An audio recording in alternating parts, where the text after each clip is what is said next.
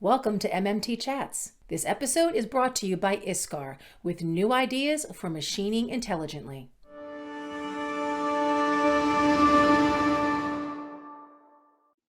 Hey MMT followers, Christina Fuges with MoldMaking Technology back for another quick MMT chat.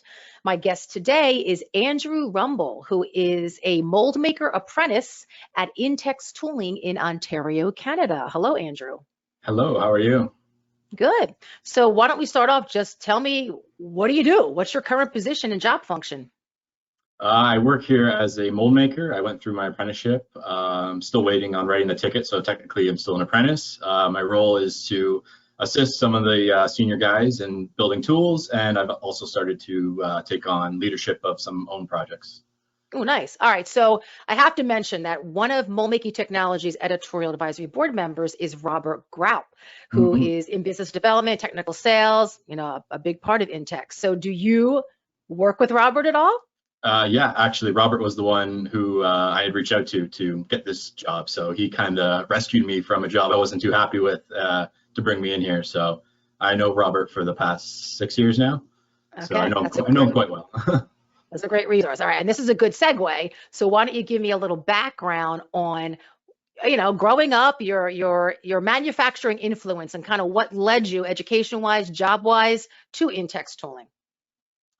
Well, it wasn't really what I went to school for. So out of college, I kind of, had to get a job. So I started just as a shop hand at a few shops in the area. Wasn't too happy with where I was, but I liked manufacturing. I liked making parts. I liked working with my hands. So eventually I got an email from Robert saying he was interested to set up an interview, and the rest is history. I've worked here for the past 6 years now with him, and I'm happy where I am. That's great. All right, so let's talk about how I found you. So across social media, you are basically a star in a video about the corporate company, the company's diversity, which, as you know, is a really important topic and an important strategy when everybody's talking about or trying to improve their workforce development efforts these days, especially when it comes to filling that skills gap and creating a modern culture of growth and opportunity, especially for the next generation. So can you talk a little bit about how this diverse culture, has played out in your experience at the company right now? What does that look like for you? I mean, it's only beneficial in my eyes. I think having everyone's different viewpoints from all different backgrounds, no matter where you come from, it's great to see some different styles of mold making brought forth to me. So it's not just one way of thinking about it or learning or doing something. It's multiple different ways that you kind of make your own style, I guess, and you just you're more capable for it, really. So it is true. And I guess the more perspectives, the better. That's continuous improvement, right? It helps with that effort. Absolutely. You mentioned in the video, that they saw potential in you and then they put you through school. So can you take me through what? Like what were the qualities or some kind of project results that they saw in you that they put that investment in you?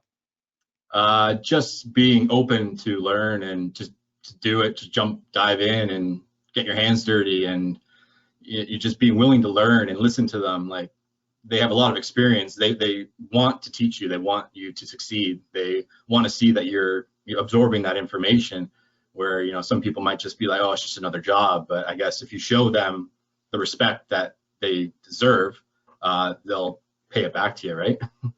Yeah, exactly. It does seem to be one of the top skills across manufacturing these days too. Actually, for a while, it's not so much the skills that you bring to the table as much as it is, I don't know, your ambition, your passion for wanting to learn from your colleagues, older and younger, right? Anybody that's seasoned, doesn't have to just be their age, but their years in the business. Just being willing to learn seems to be a skill or characteristic that shops are looking for these days. Yeah, absolutely. So what school or what program did you attend? Talk me through that. I went to Georgian College. It was for a PMT course, Precision Machining Tooling. I was with, it was a mold maker trade, also lumped in with the tool and die general machinist, which was great because I got to see kind of that side of it too.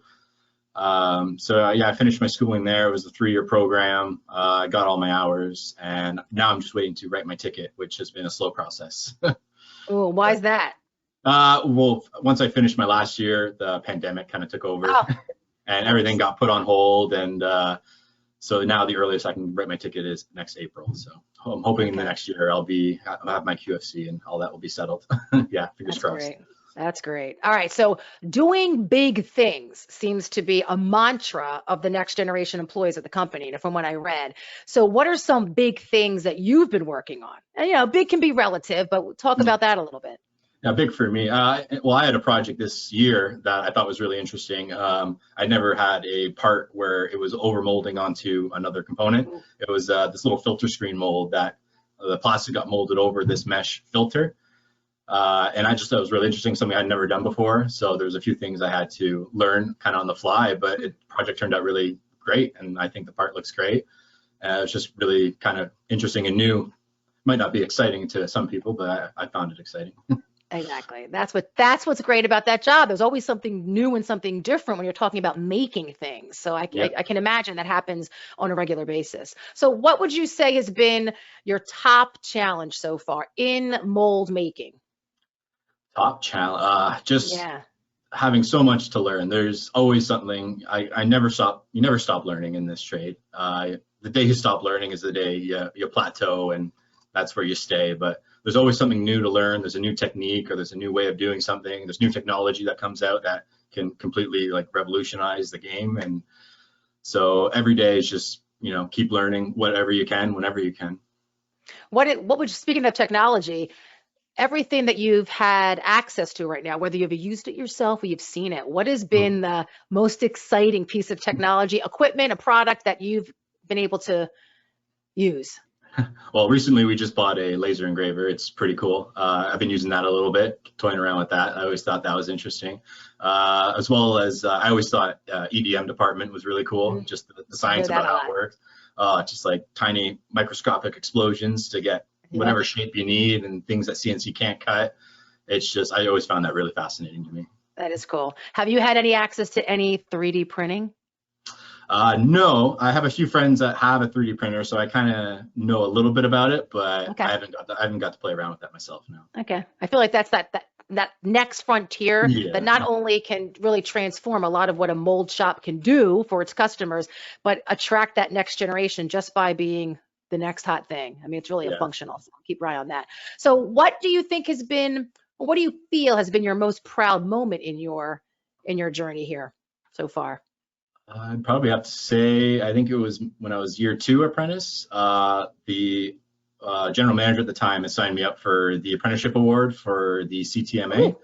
So he wrote a very nice description paragraph of, why I deserved the prize. And I ended up being one of the 8 people that won it. So we got to drive down there, got a nice dinner, got some prizes, and got some recognition. And so that was actually really exciting for me. Okay, that's a blatant proud moment. When you actually get a physical recognition, that's wonderful. Yeah. Even motivating. Even a trophy. You should have that. That's great. All right, so entering mold manufacturing, were you familiar with mold making? And that a mold is needed to make many of our products. So when was that concept something that you were introduced to? When I started working here, I had never even heard of mold making before. In high school, I learned about tool and die. I learned about machining, welding, all that kind of stuff. I didn't even know mold making existed, to be honest with you, until I started working here. And it was just the floodgates opened with all this new stuff you could learn. And it was just really interesting, right? It is. It's really this industry within the bigger manufacturing industry that doesn't get enough credit. I always call them, all the women and men that work in that industry are just like the unsung heroes to me, because they do all that critical work right at the beginning that no one knows about because they don't see it, right? They just see the end product. Manufacturing in general, though, I would imagine that working within it, right, and learning all about it, you have been exposed, or you came in with a lot of preconceived notions, like everybody would. Is there a big myth that people, they have a notion of manufacturing that was busted wide open once you started working within, we'll say, Intex, that you're like, wow, I thought it was going to be like this, and manufacturing is nothing like that, that you want to share with our viewers to, make a statement that it's not always what you think it's going to be? I don't know if it's a myth. In my eyes, when I heard it was going to be at a plastic mold injection company, I didn't realize the different styles of molding there was. So for me, I had kind of seen on like those old shows how it's made or whatever, where a Yep. plastic sheet comes over and just forms to whatever steel there is. So that's kind of what I thought. And then I got here and realized, oh, that's not what this is at all. This is a completely different style. So I wouldn't say it's a myth, but I had these notions of what I thought this place would be. Turned out to be a totally different style, right? Totally different thing. What Yeah. is the most interesting part of your job and why? The most interesting part, I would probably have to say working with the colleagues. Everyone has their expertise on certain things. Like some guys are really good at like hooking up electrical. Some guys have like really good cutting techniques or really good ways to do things. So just being able to learn from them, the experts in their field, so to speak, to kind of build my own skill set, right? So Yeah. I think that's No, I probably the love most that. interesting. That's the people side. Don't hear that too often, even though everybody appreciates that. I think Without the that's how people, you learn. it's nothing, right? That is true. Now you did mention earlier a project, but I wanted to ask, what was I don't know if it's going to be the same project. What has been the most interesting or challenging project that you've worked on, that you've been involved in? Yeah, What was your role? Yeah, Same one? it was definitely the one I spoke about earlier, the filter screen, which was this year. Okay. Definitely probably the most challenging one I did. It had a lot of actions in it. It's got multiple slides, multiple cavities. That's 8-cavity tool, I believe. You had to accommodate for the mesh screen that was going in there. So some of the seal off areas weren't actually sealing off, had to accommodate for that. So that was, I was actually the lead on that project from the start. Cool. So it was one of the first major projects they trusted me with, and I think it turned out pretty well. Okay, so take me a little bit through what it means when you're the lead on a project like that. You are in charge of the project as a whole, going through the departments, CNC, EDM, planning, getting the BOM together, getting all your components together, making any components manually that you have to do, just pretty much making sure any hiccups along the way you deal with, any mistakes along the way, you correct them in a timely manner, and you got to get out by the due date, right? So you got to make sure it goes out on time at the end of the day. Wow, that's a great experience. And you said that was the first time you were a project lead? Not the first time. Okay. I've led a few other projects in the past, but this one specifically was challenging because I had some extra things that I wasn't accustomed to. Still, I think that's great. All right, so you mentioned people, so I want to talk a little bit about mentoring, because that's also a word that's thrown around a lot as our more seasoned generation is making its way out and the news coming in. There's a lot of mentoring going on because they're the people that have that tribal knowledge, right? Yeah. So can you, and everybody defines it differently, do you have your own notion or definition of how Andrew sees being in a mentoring relationship, whether you are the mentor or the mentee? How do you define mentoring? Just being transparent and open with the knowledge you have, or like the skill set you have and what you don't know. You got to be honest. Like if you are working with somebody who knows everything, like try to take that knowledge from them. They're more than willing to share that information with you. They want you to be successful, like I said. So just things like that, right? Do you think that is something that is intentionally fostered within Intex? Is that something that goes on? Yeah. Okay. I had many mentors when I was working my way up, and all of them kind of said it in different words, but the same phrase, like, I'm an open book. Like, I'm full of information. I have no problem like teaching it to you. Like, if you don't know something, be honest with me. Like, I'd rather show you the way I do it and you can get a better understanding on how it's done. Like, I don't want you to just pretend you know it all and then struggle if I'm not here one day, kind of thing, right? Yeah. So exactly. I've had many different mentors kind of say that same thing to me. So they're a good bunch of guys for sure. Now, let me ask you, a lot of times what comes out of these conversations is that you are also the mentor to them. Like it's not this one-sided thing where, especially somebody newer or younger with a fresher perspective, they can learn a lot from you. So do you feel that happens also? I've definitely, I've mentored some of the younger guys coming through. They're starting to go through their apprenticeship program themselves. So as being someone who just kind of recently went through it, it's kind of fresh in my mind. So I can say like, hey, I know where you're at right now. I can say, I know you're frustrated with this. Like, it gets easier. You'll get quicker at it. Don't worry about that. And just trying to be a bit more reassuring to them, because it is a lot of information to take in so rapidly where some people might get overwhelmed.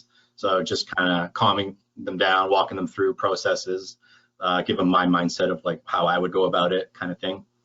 And and that's nice, because there's also that challenge of having somebody more seasoned. I mean, you're talking about generations, right? And I don't know if you agree with me or not, but there's a difference in how people retain information, how they learn. Mm-hmm. Have you struggled with that at all within Intex, in terms of you're coming in as somebody different from the traditional mold builder or mold designer, and they teach and learn differently than you, that you are motivated a different way than them? Not so much? Not so much. That's good. Yeah. All right. So how about looking at the future of manufacturing and mold making to attract more people like you? What do you think has to change to get their attention, and then kind of suck them into what an awesome career opportunity this is? In my mind, I would have to say awareness for it. Like I said earlier, I didn't know mold making existed. And I've gone through the whole song and dance and my apprenticeship and all that. And I still have friends like outside of the industry. I tell them what I do and they're so confused. I've never heard of it before. Like, what mold make? What's a mold maker, right? Yeah. So I think awareness for kids in high school to at least be offered it to like them. And I know they have shop classes, which they're starting to take away from schools now, I've heard, at least in our area. So I feel like that gap is going to go further and further in the wrong direction in my eyes. I think some kids would really benefit and appreciate this kind of work, right? Yeah. Well, I also think too, when you talk about shop classes, sometimes they're talking about the different types of trades, right? The carpentry, the plumbing, electrical, which is all important and vital, but you rarely get a program where they're talking about, hey, you see these plastically, you know how these are made, you know? And I just think it would open up if people realize that everything that the younger generation likes, right? Technology, automation, robotics, and that's why I brought up 3D printing. Thinking of the software, computers, that's what manufacturing is. If they could just be able to see that and visualize that, or get into a shop outside of just having this makeshift room in a high school, maybe. I don't know. It is a challenge, and it's been that challenge forever, it seems. Like no one's figured out how to market it appropriately to that. And it's probably younger than high school. We probably need to go to middle school or even elementary school to start having that conversation or presenting that concept to them. You know? No, I definitely agree. I remember going through the schooling, and every year it was me and 3 other mold makers, and that was it. We got lumped in. There was plenty of tool and die, plenty of general machinists. Every year there was me and 3 other mold makers, and they're all living down in Windsor area. There was no one in this area. So I kind of feel like I might be the only fish in this pond sometimes, but there's some guys we have here that are coming up and they're doing very well. So I'm hoping for a bright future for the trade itself, but it definitely needs some more awareness, I think, for younger generation. What do you think is the #1 skill set or quality that a person who would be interested in mold making has to have to cut it? You know, what do they have to have? They gotta love working with their hands. They gotta love creating. They gotta love, the hard work and dedication it takes to get a product like this out the door. It is true. It is true. But there's also like a misconception about that. People think it's all your hands, but it's a lot of, a lot of the mind to figure. I always call mold maker, they're problem solvers and troubleshooters constantly, constantly. And that takes a little bit of everything, a little bit of plumbing, a little bit of electrical, a little bit of troubleshooting, a little bit, a lot of math, not a little bit, a lot of math. Yeah, a lot of math. All right, here's the big one. Where do you see yourself in 5 years? 5 years. I mean, hopefully leading my own project successfully, hopefully training the next generation of mold makers coming up, teaching them what I know, and hopefully being successful at what I do. That's awesome. All right. Any last words about the company or anything you want to say to anybody out there watching that might be interested in going down the manufacturing road? I mean, this place is great. They offer so many opportunities. Intex has been very generous to me and all the things they've taught me and putting me through school and all that. So if anyone out there is looking for a career path or doesn't know what to do with their life, give it a try. Consider it. You might be the next star mold maker. That's true. All right, Andrew, thank you for your time.